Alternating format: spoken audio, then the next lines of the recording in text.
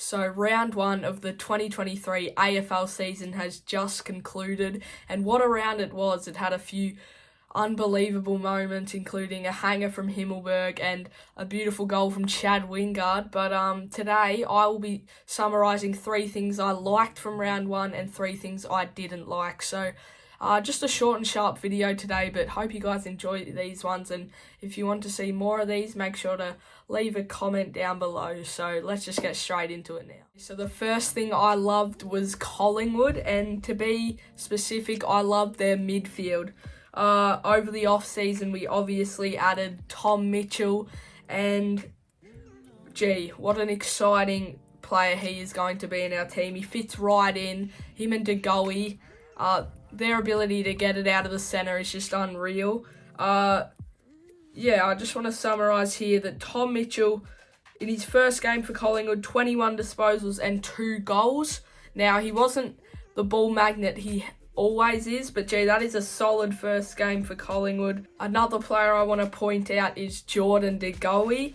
He was probably our best on Friday night. He had 25 disposals, he kicked the 3 goals, and his accuracy was just insane. Usually with DeGoey's set shot kicking, he isn't the best, and even with his field kicking sometimes, but DeGoey, very accurate on Friday night, obviously didn't miss a set shot, and 8 marks as well for Jordan DeGoey. So he was able to cover the ground, save us when it came to defence, but also help us get over the line against Geelong.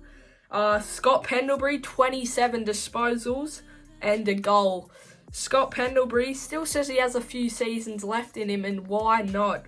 If he is playing football like that, I think he can definitely be another top 5 player for Collingwood this year. And I know Nick Dacos is a midfielder / defender, but I'm going to put him in here as well. He had 35 touches, and he is just a beast. His accuracy is one of the best in the league.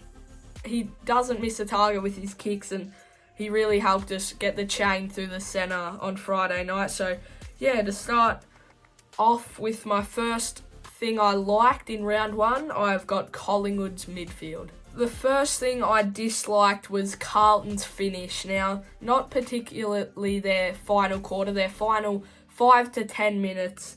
Obviously, they lost against Melbourne in round 22 last year by 5 points, and they lost to Collingwood by a point that knocked them out of the finals, and they were up about 4 goals in that final term. So Carlton seriously need to learn how to finish off a game better. I just want to highlight a couple things I didn't like about Carlton's finish. The first thing is their defence was shocking. You had Mitch McGovern dropping sitters all over the ground, and it came costly at the end. Another thing I want to highlight is Harry Mackay. That slip over was very costly at the end. He slipped over, then dropped the mark, and then his second effort to get up and try and stop the Tigers from getting it out of their defence wasn't great at all. He just really sat in the ground, and then Richmond went end to end, and it was about a 1-on-3 on Lynch, and Lynch was the only one who jumped for it and took a great mark. So Carlton's defence and their finish was really disappointing, and I don't think that Lockie Bryan run on the wing was very necessary. I think Carlton should have probably slowed it down a bit more, played a bit more control footy, down the line footy, get it to a boundary, get a few stoppages, and they would have probably won that game. So that's one thing I didn't like in round one. The second thing I liked from round one was Essendon's second half. Not many people have picked Bombers to be a dangerous side this year. I had them finishing 12th, and I think that is a pretty solid call from me so far. I know it's only been one round, but gee, how good did they look in the second half? Their accuracy was absolutely brilliant, and they just kept piling on the goals. That many consecutive goals. Their midfielders were shining in Zach Merritt and Darcy Parish. They both had great games, with Darcy Parish racking 37 disposals and Zach Merritt racking 29 disposals. I want to highlight Archie Perkins, who kicked 3 goals and had 20 disposals as well. all their players really shined. They didn't have Stringer, they didn't have Peter Wright, but it didn't matter. It was great to see Tip and Woody getting back on the field, and gee, if Essendon can keep up this consistency, you never know, they could be a finals smoky for season 2023. Okay, so the next thing I didn't like from round one was Bulldogs forward line. So the Bulldogs, they were leading against Melbourne during the second quarter and then obviously lost by 50 points. But the thing that I didn't like from Bulldogs that night was their forward line. I know they're trying something different. It's going to take a while, but gee, Rory Lobb, 6 disposals, 0 scoring shots. And next up we have Sam Darcy, 6 disposals, 1 behind. Then we have Ugle Hagan, 7 disposals and 1 goal, 3. And Aaron Norton, 1 goal, 2 and 11 disposals. That's just not going to do it. Aaron Norton, he was the chance for the Coleman this year and he was pretty disappointing. He took a couple good marks, but other than that, gee, he was disappointing. And so was Rory Lobb, a new recruit who was playing some pretty good footy with Fremantle. Barely saw him on Saturday night. And that forward line for Bulldogs, it's a bit worrying at the moment.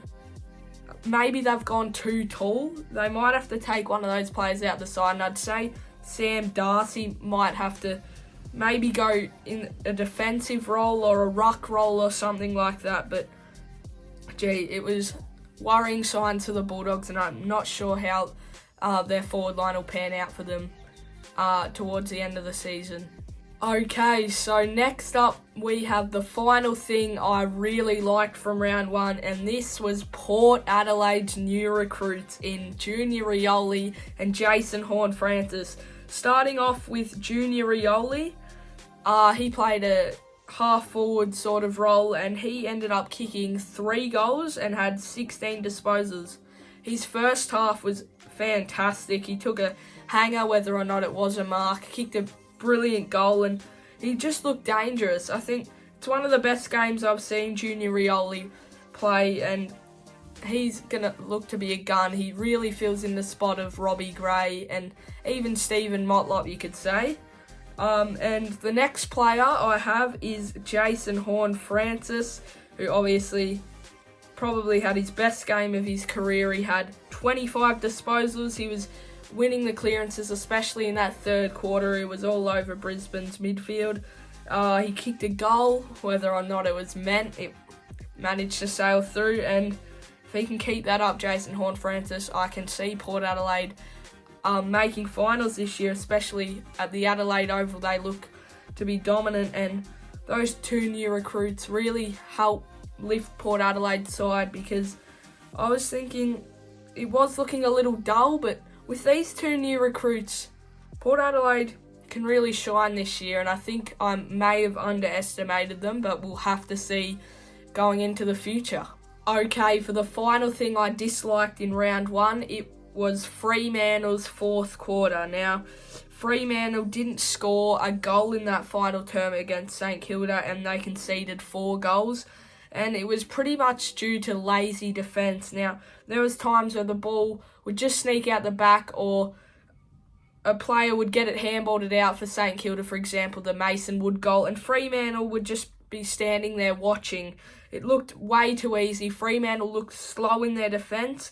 And another thing I want to highlight is Fremantle's ball movement in that last quarter. It was really slow. They were taking no risks whatsoever.